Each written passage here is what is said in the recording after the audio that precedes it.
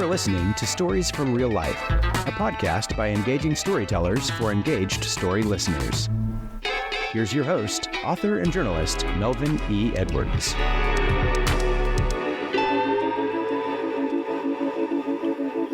Hello again, and welcome to this October 15th edition of Stories from Real Life. I'm your host, Melvin E. Edwards. Thanks for joining me on today's storytelling journey. Our guest this week is Trevor P. Wardlaw. Let's find out more about Trevor before we begin our conversation.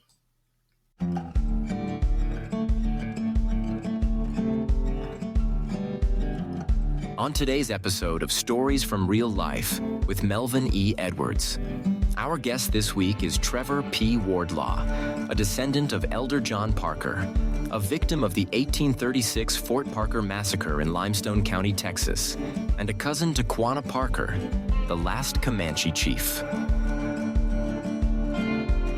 Born in Waco, Texas, Wardlaw spent much of his childhood in South Bend, Indiana, and New York City. He is an eighth-generation Texan and a lifetime member of the Sons of the Republic of Texas. Let's find out about Trevor's historic roots and other things that make up the Parker and Wardlaw story. Let's welcome this week's Stories from Real Life guest, Trevor P. Wardlaw, and your host, Melvin E. Edwards.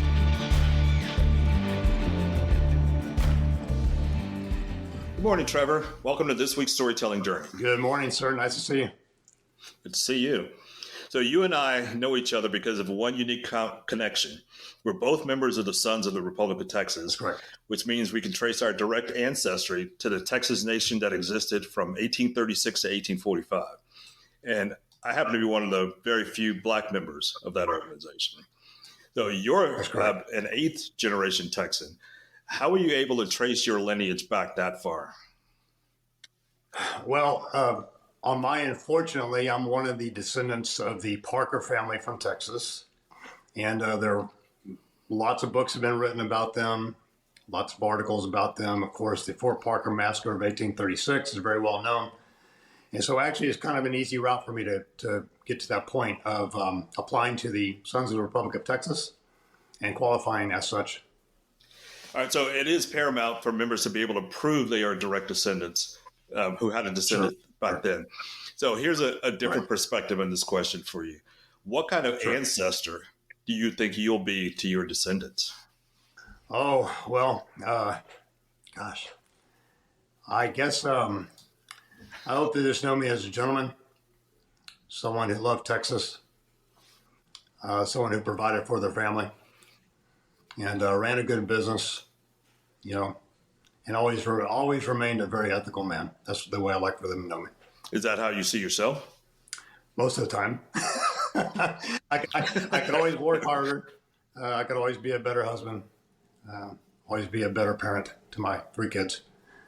But yeah, I mean, I do everything as best as I possibly can, and always look out for the interests of others. And that's the Sons of the Republic of Texas. If we have anything in common at all, it's that we are all looking to preserve the history of Texas in the best possible way so that future generations can also appreciate that as well. Yes, I agree. All right, so you mentioned having a wife and three kids. So tell me about your family. My wife and I met in Dallas. She's from Odessa and Permian, Mojo kind of stuff, Friday Night Lights. We met in Dallas. She probably wouldn't appreciate me saying this, but we met at a bar on a Sunday night. A bar on a Sunday night. Within a year, we were married, and 30 years later, we're still married and happily so. We have three kids. Our older son went off to play baseball in Madison, Wisconsin. Now he's back in Texas, and he works as a claims adjuster. Our middle child, our second son, is a lineman. In fact, he's a Texas lineman, but he's out in East Georgia right now taking care of the hurricane issues that they have. And of course, we worry a whole lot about him being out there during that type of an environment. But then our daughter is up in Fort Worth going to college. She's going to be an educator. So we're very proud of her as well. Nice. So you and I both use our middle initials as a regular part of our names. I always use mine to distinguish myself from my dad. And his name was Melvin Edwards, but he didn't have a middle name. So I'm not a junior. Okay. Why do you use the P as a part of your name? My middle name is Patrick. And it's a family name. I'm very, very proud of it. My grandfather, Patrick Wardlaw, we call him Pat. Our oldest son is Patrick Wardlaw. He goes by Patrick. A cousin of mine is Patrick Cody Wardlaw, but we call him Cody. So P, meaning Patrick, is a very important name. Our original Patrick actually came from Ireland. His name was Patrick Fox, and he came to Texas. And in 1860 or thereabout, he was killed by a nephew of his. Whoa. And so that name Patrick that came from Ireland over here has been passed down through generation after generation. Nice. That's why I use the middle initial P. Okay. So before I did the research and found out your middle name was Patrick, I assumed it was Parker since that's your family. Well, and I do that sometimes on purpose when I am interviewed, or if I do speeches for school kids and stuff. The middle P assumes Parker, but it's really not Parker. You just let them assume it. You don't say it. You don't verify. You don't deny it. No, that's right. That's true. So tell me about you. But it is actually Okay. Tell me about your grandparents' 75th wedding anniversary. Oh, Lord, you did your research. How do you find that out? My grandfather is from, Pat Wardlaw is from Del Rio, Texas. My grandmother, she passed away earlier this year, but she was from Arkansas. And my grandfather went to a school up in Arkansas called Subiaco Academy. And while I was in high school up there, that's when they met. And so he went off into the Marines and eventually married my grandma. They got shipped down to Panama. And Panama is where my mother was actually born. And so, 75 years, if there's any relationship that I aspire to have with my wife, it is definitely my grandparents. Those 75 years is a long time to do anything. It's a long time to be alive. Yeah. Well, my grandfather is still with us, thankfully. He's 96, and he struggles from time to time, but he's still with us. And like I said, my grandmother who passed away recently, we miss her dearly. But definitely their relationship was something. I watched him. He adored my grandmother, and like I said, their relationship is something that we all should aspire to be. So what lesson did you learn from them? Oh, goodness. To never walk in the gray area. See things right or wrong, black or white. Learn to be loyal. My grandfather told me to never trust a man who cheats on his wife. And that's very true in my opinion. Other things he taught me are more on the him being a Marine. And they taught me a whole lot. My mother had me when she was 19, so a little bit young. So she leaned heavily upon my grandparents to take care of me. So my grandmother and grandfather played an integral part of raising me. I was one of those teenage boys that didn't have a father at home. So my male role model was and is my grandfather. Well, I can definitely understand that because I'm helping raise my granddaughter, who's 4-year-old granddaughter who lives with me. So I'm her male role model. So it's an important job to step up. And well, it's like I tell my grandfather, I've told him a million times, that when all the other men in my life left, he stayed around. I remember saying that to him one time. I said, I want to thank you for staying around. And he turned to me and said, why the heck wouldn't I have stayed around? He didn't see it as an obligation so much as this was a privilege for him to raise a grandson. wow. So my grandmother, she was the definition of a lady. By all means. Wow. So shake his hand for me when you see him again. I will. You bet. Appreciate that. Thank you. So let's move back on to Texas history here for a minute. You bet. So when you grow up in Texas, you take Texas history classes in 4th and 7th grade, and we learn a lot about Quanah Parker during that time. Yeah. And your ancestor was Elder John Parker. So he and his sister Cynthia Ann Parker, who was Quanah's mother, sure had interesting lives. So tell me what you know about Elder John Parker. Okay, so Elder John Parker, what we refer to as the patriarch of the Parker family, was actually born in Baltimore. And he moved shortly thereafter with his family to Culpeper County, Virginia. We don't truly know who his father was. We have suspicions who his father was, but we really can't trace it back farther than him. He was a soldier during the American Revolution. He didn't fight in any major battles, but he was shipped off to southwest Pennsylvania, or he marched up, I should say, to southwest Pennsylvania. And that was one of the first times he actually came across the interactions between people like himself and Native Americans. And so his job was to be out there to quell some of the uprisings with the British and the Indians during that time period. He came back after which he came back to Culpeper County, Virginia. Now, he was a Baptist, and the Baptists were not viewed as salt of the earth kind of people back then. In fact, they were abused.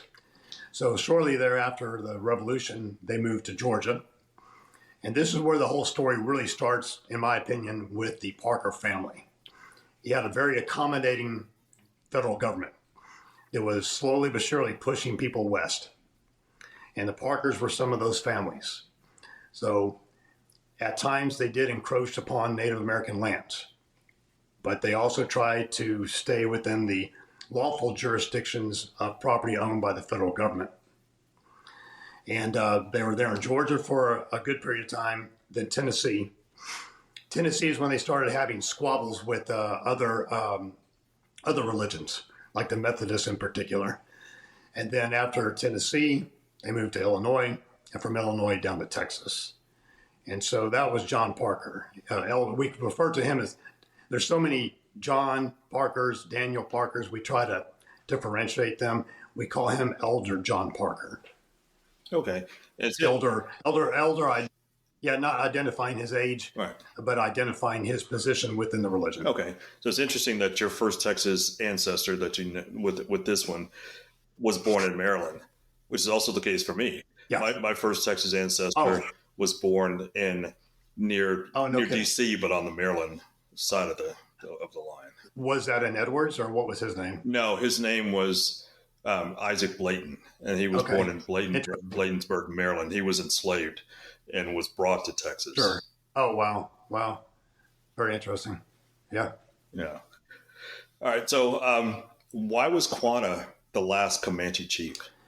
Well, that's a title that I think was given to him, not via the tribe itself, but others.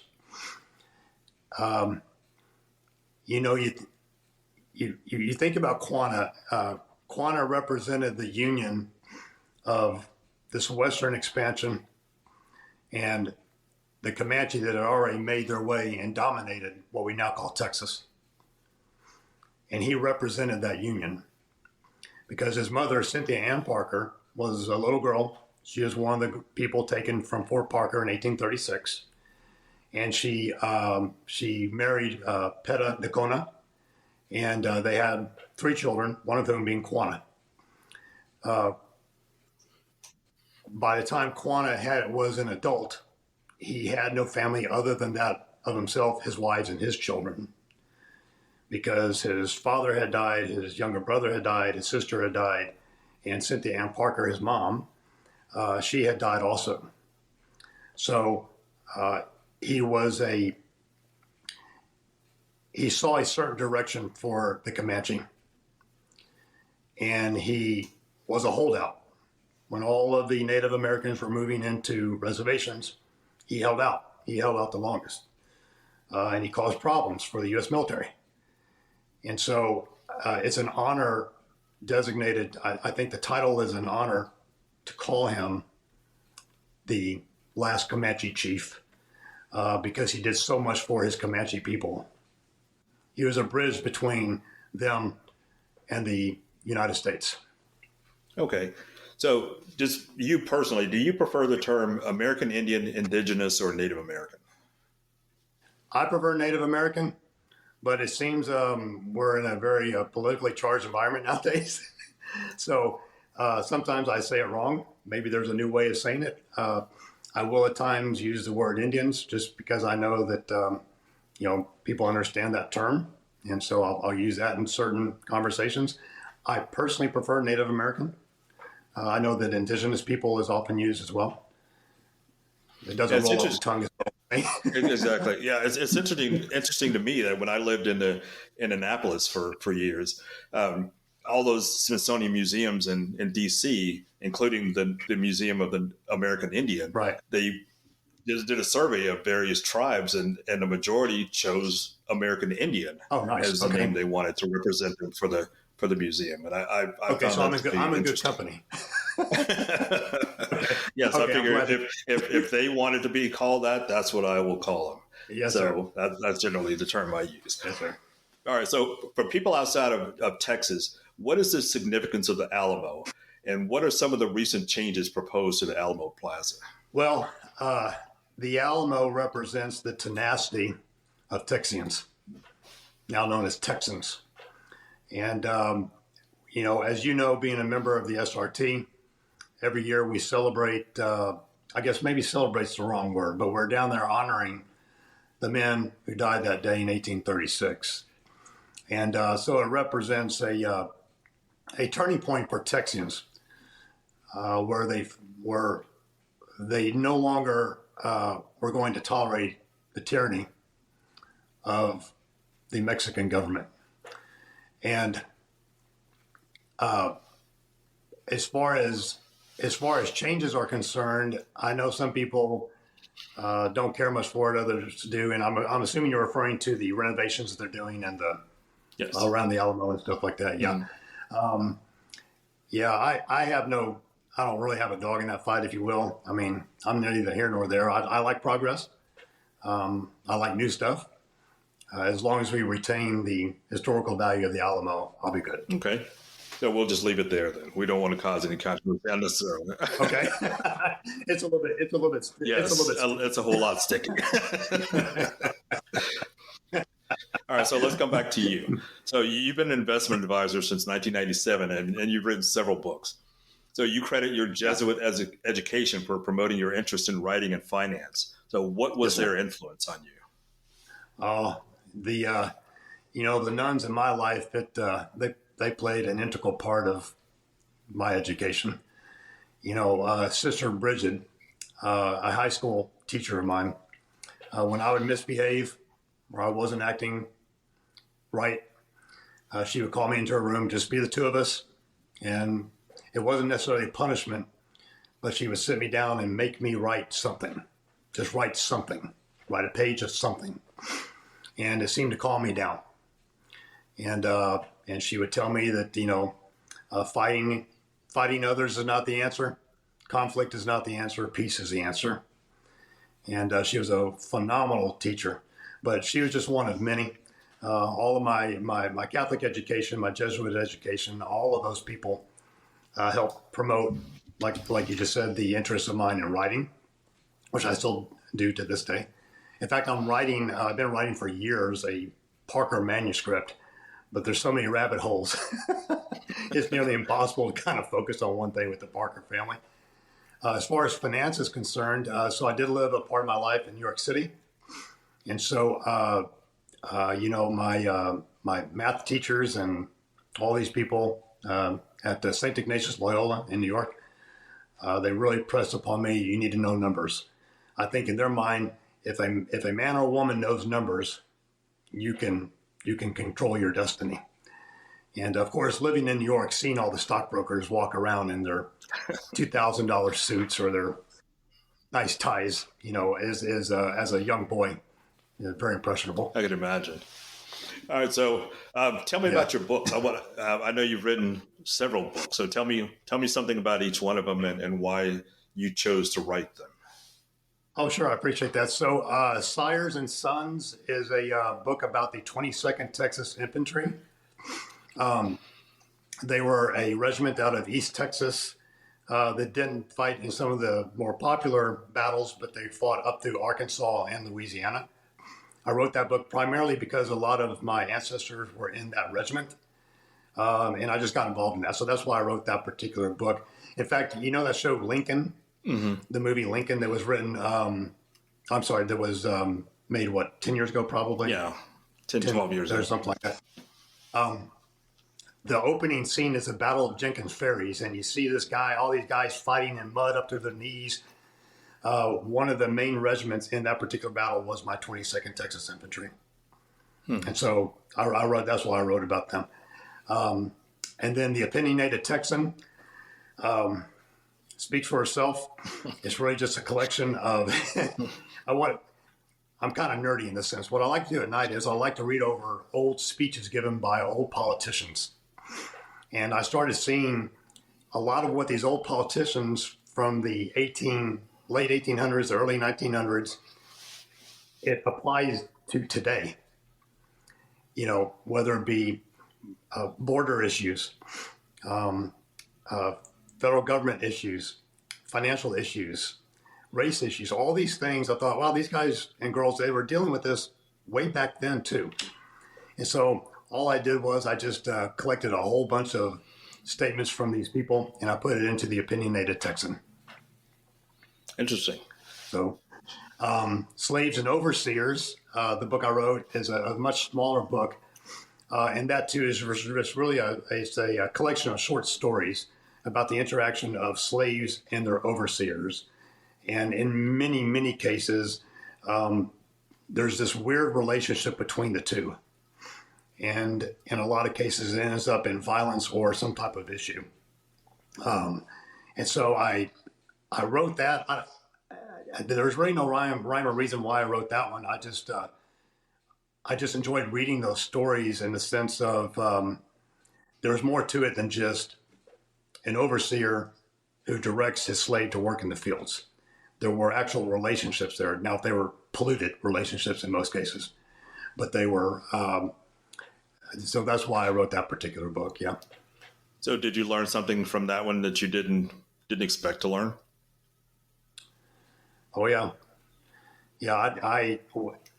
That research, when I was writing Sires and Sons, I kept coming across stories of Texas slaves, and I would write them down and put them aside, not knowing I was going to write a book about it, and I just put it aside. And there was grade A torture, horrible treatment, just sad stories all the way around. And sometimes it ended up with the slaves finally getting tired of it, and the backlash to their overseer meant the death of the overseer. And you can only imagine how that was interpreted back then, killing boss man. Right. And then the slave, it would not end up to the betterment of the slave. Yeah, so that's slave to know. Yeah. Go ahead and finish. I'm sorry, my clock is going off. Slaves and overseers. I did learn a lot about those relationships when I wrote it. Yeah, when I've written a couple books about my family's Texas history, and the first one's about my mom's side, which I can go back 6 generations on that. Yeah, and I talk about Isaac Bladen, who I mentioned earlier, who was brought to Texas in 1844, and in an unusual situation, he was married when he came here, and because most of the families would split up, and he was married, and he and his wife both came here, and he was born in Maryland. She was born in Virginia. Right. And they had children after they got to Texas. Wow. And their oldest daughter was sold away at a point when she was a teenager, and she was in Louisiana, and I wrote about that, and he. Okay. So she was sold from Texas, and she ended up in Louisiana. Yes. Oh, interesting. And wow. and the part that made that story so unusual, because as tragic as that is, that was not unusual to have families broken up and sold to different areas. Yeah. The part that made the story different was Isaac, after Juneteenth in 1865, managed to find her and bring her back. No kidding. Wow. What's the name of that book again? I'm sorry. The Eyes of Texans. Okay. Wow. And the subtitle is From Slavery to the Texas Capitol. Wow. And when I was writing that, you talk about some of the hard relationships and lessons you learned. When I was writing that book, I lost sleep while I was writing it because it was just intense. And I didn't want it to be scary because I want I wanted to be eventually a book that seventh grade Texas history students read. But it's raw. So I had to write it so I had to write it in a way so that an adult could read between the lines and understand the point I was making without it being scary. I understand that point. There was times when I was writing Sires and Sons that I would get so involved in the soldiers' lives outside of the war and the tragedy that they had outside of the war, leaving their families. It would wake me up at night, and I would think about these guys. And I don't know about you, but I finally had to conclude the book. I thought if I keep this research up, I'm probably going to go crazy. I had to finally conclude the book because there's so many tragic stories for that particular time. So when on your end, when they brought back their daughter, did she assimilate fine in Texas? I mean, she did. She obviously she had changed. She was different than she had been before. Sure. But she lived to be 99 years old. She was born, if I remember right, something like 13 years before the Civil War. Wow. And she died after World War II. Oh, wow. She saw a lot. So did she have children and grandchildren in World War I, World War II, I'm guessing? Yes. Her oldest child was born in 1877. His name was Walter Jones. She became a widow when she was 27 years old. And she lived for over 70 years as a widow. She never remarried. As a widow, never remarried. Never remarried. Wow. Yeah, and Walter Jones. Where is she buried? In Leon County. I don't know exactly where her grave is, but I know approximately where it is. I know where her son's grave is. His name was Walter Jones, and then he was my great grandfather. And his son was Orlean Jones, and then Orlean's daughter was my mother. That's so interesting. I mean, don't you find that exploring your past and your ancestors gives you a better identity of yourself? Oh, absolutely. There's no question. And it also gives you the sense that how compacted generations really are. Yeah. You think about 100 years, and that's really a blink of an eye in the historical context. Yeah. Yeah. Family history is great. It is. And you talk about losing sleep. Yeah, losing sleep. When I was writing the first book, it was during COVID. And so I was getting up like 3 o'clock in the morning and writing before I had to do my regular job. And my intention was to write 500 words a day. And it started getting so intense that I couldn't sleep. Yeah. So I needed to, you talk about finishing yours abruptly. I decided I had to write much faster. And thankfully I can write faster. So I went from writing 500 words a day to writing 3,000 words a day. Oh my Lord. I wish I was that good. So I ended up writing the whole book in about 3.5 weeks. Wow. Just because I needed to get it out as quickly as possible so I could get some sleep because it was going to try. It sounds like your work ethic is a lot better than mine. Then. I mean, there's times it'll take me a week to get through a paragraph, and then there's a Saturday afternoon I'd crank out 2,000 words. I don't know. It just I had no. Of course, I wasn't doing it with any type of time constraints and what I meant earlier by wanting to finish it is that I felt like this book could actually continue forever. I had to find a stopping point on my end. So, but writing is a wonderful thing. It is. It takes you. The thing that I find, and I mentioned this on a recent episode, the thing that I find so fascinating about writing as a lifelong writer is it's totally original. Yeah. You write things, you may use the same words that every other writer has used, but you use them in a sequence, in a context that has never been used by anybody who's ever lived on this earth. It's your rhythm, it's the way you feel in your heart that takes you that way. It's really interesting. I understand. Okay. So you mentioned about stock and being involved in that life and being impressed by Wall Street stockbrokers when you were in Jesuit school in New York. So what's the best stock advice, the best free stock advice you could give to some of the listeners today? Oh, goodness. Don't fall in love with the stock. Don't become too passionate. You enter into a trade or into an investment because you've done your due diligence. And sometimes, there's been times that I have a hunch and it turns out to be a wonderful position. Other times I'll do months of research for one position and immediately it turns south. But you have to understand the fundamentals of it all and know that, I hate to use this term because it's overused, but in the long term, the stock market tends to behave more bullish than it does bearish.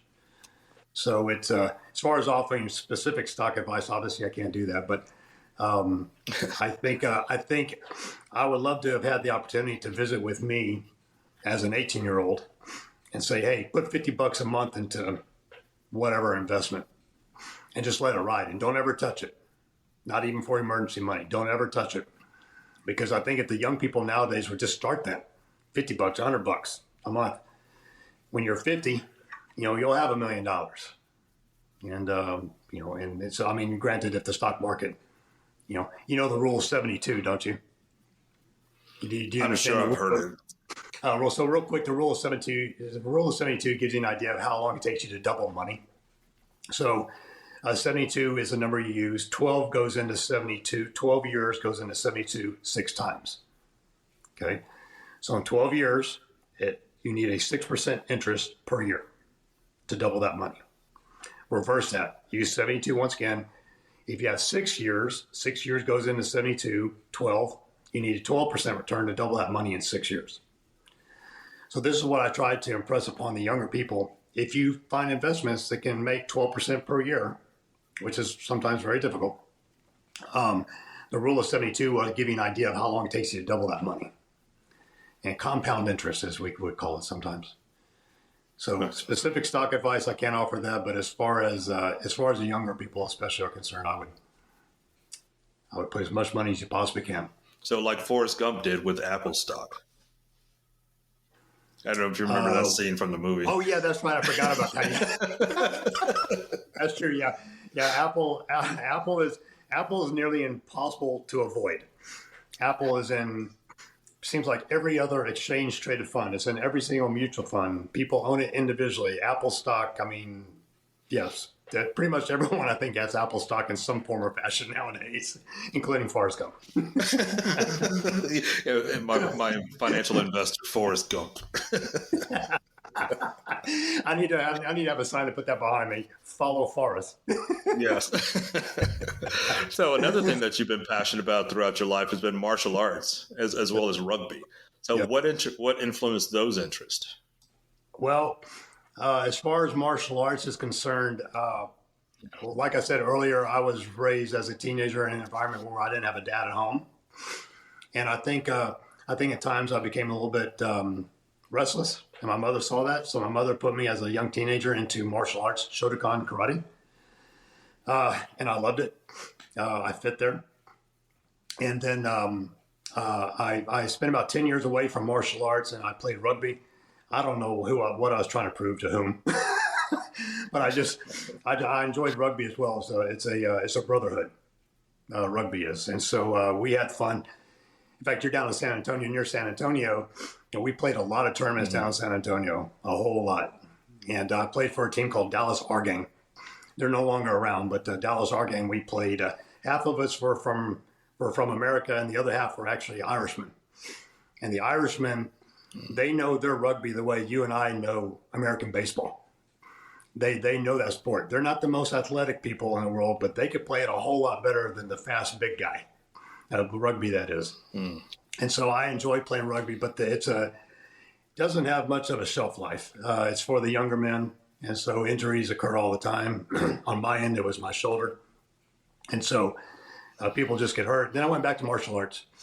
And I have I'm blessed to continue martial arts to this day. In fact, I was with, there's a man, his name is Chris Gonzalez, here in the Waco, Texas area. He runs Half Gracie. I go over to him and I practice Muay Thai to this day. As far as Taekwondo is concerned, I go to Jamie Lundenberg. Is it okay to mention these names, I hope? Mm-hmm. Yeah. Okay. Jamie Lundenberg with Family Martial Arts. Also in Waco, I have a Taekwondo black belt with him. And so I go over there and get my kicks in. Of course, my kicks aren't near as high as they used to be when I was 25. So I kick people's ankles now. And then Luis Suarez, I have to give him props too. He's another very, very old martial artist here in Waco. And he ran a place called El Sol, meaning the sun, down in in downtown Waco near the Alico building. If anyone listens to this and from Waco. And he didn't call it Taekwondo though, and you'll enjoy this. He called it Texquando. Nice. And, I like that. And so I was when I walked into his studio, I think I was 19 or 20. And so he taught me a whole lot too. But I am very Luis Suarez is still around. I don't see him as often as I probably should. And then, like I said, yesterday I was with Chris Gonzalez, and he and I, did a little workout together. So, but yeah, I don't know. My mother put me in martial arts, and it just it stuck.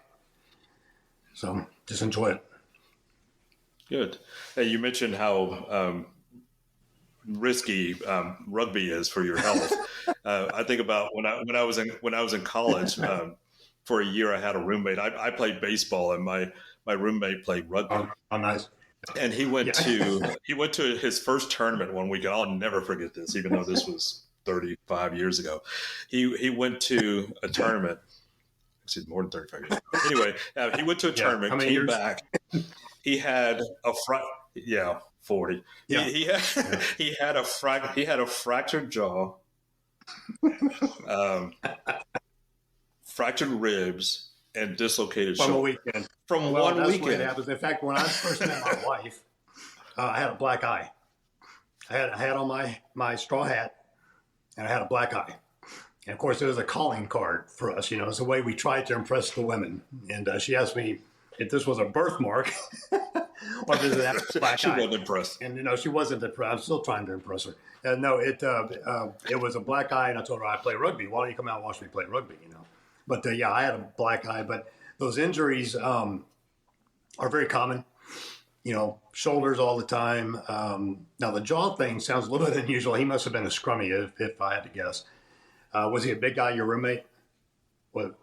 He was not a big guy. He wasn't. I don't remember exactly how big he was, but he was not that big of a guy. Never had a fractured jaw, but knee issues happen with people. I fractured the arch of my foot, my left foot, at one point, and that still gives me troubles. Black eyes, like I said, split eyebrows. But there's the brotherhood with rugby. I can't even begin to describe it. We were walking to bars. In fact, Dick's Last Resort, I think it's called, down on the Riverwalk in San Antonio. I think it's called Dick's. Mm-hmm. After one tournament, we walked in there, all still in the moment of playing rugby. And I wasn't one of the big guys, but all the big guys told everybody in that bar to leave. That was our bar that night. And I'll be darned if everybody left. Yeah, they probably didn't. They didn't want to be tussling with those rugby guys who had just come off the pitch. But exactly. But it's a phenomenal sport, and I wish I could go back and play, but it's a young man sport. Yeah, I would never play that sport. I wouldn't have ever. When I was much younger, I wouldn't have. I was fast, so I definitely was not big. Well, my senior year, it's not as I was about to say when I was like 165 pounds in college until my senior year. I started lifting weights between my junior and senior year, and I came back, and my coach was surprised that I was up to like 175. I had lifted weights all summer, and I was pretty impressed with myself. After lifting weights, eating right the whole summer, you gained a whopping 10 pounds. Yeah, you and I were about the same size then. Yeah, I don't have that problem anymore of only gaining 10 pounds. Funny how that happened. All right, so I just have one more question for you, Trevor. So before we go today, can you tell us what you're working on now? As far as writing is concerned? Anything you want to talk about? Well, I am writing. I've been involved in this manuscript about the Parker family for multiple years now, and hopefully one of these days I'll get it finished. Quanah Burgess, who's a cousin of mine up in Oklahoma. He actually designed the cover for me about a year and a half ago. So it's all there.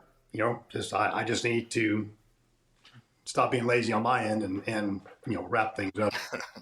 But no, I'm just, it's, I love life here in Waco. I love Texas. And so what I do is I try to participate as much as I can with the Sons of the Republic of Texas, which, by the way, isn't that funny? I was thinking about this. You said something earlier. Quanah. If Quanah Parker was around this day, he, like us, would qualify for the Sons of the Republic of Texas and also the Sons of the American Revolution. Isn't that funny to think that? Yeah. But no, we the Waco chapter for the SRT, we have events. And we'll be out actually in Groesbeck, where Fort Parker is, on Tuesday, Tuesday the 8th, I think it is, of October. Have you heard of the Alamo Letter Society plaques? I've heard a little bit about it. But just for the audience who's listening to this, by the time you hear this episode, the event will already be in the past. Oh, so my apologies. Well, there'll be more, what I'm about to tell you is there'll be more plaque dedications across the whole state of Texas. This is the Travis letter from the Alamo. Yes, that plaque has been put at mostly the courthouses around the 254 counties in Texas. And Limestone County for us is next week. McLennan County, so Waco is not. There's no date on that yet. But if you go to the Alamo Letter Society webpage, I don't think they have a Facebook. Oh no, they do have a Facebook page as well. But they have their dates on there, and so you'll be able to see. Great event. I would tell all Texans to show up to these events. Okay. That's all I'm working on. I'll make it a point of getting a schedule, and I'll post it on the website so that people can go and make a plan. I'll send you a schedule if you like. Okay. Yes, I would like that very much. Okay. Thank you. Yes, sir. All right. So our guest today has been Texas author and investment advisor, Trevor P. Wardlaw. Trevor, thanks so much for joining me today. Thank you, sir. Appreciate it. So if you're new here, please subscribe and follow this podcast so you never miss an episode, and please share it with a friend. I'd greatly appreciate that. That's it for this week's episode of Stories from Real Life. Join us again next time for another great storytelling journey. Until then, don't forget to shine your light wherever you go. That was Stories from Real Life. Join us again next week for another great storytelling journey. See you next time.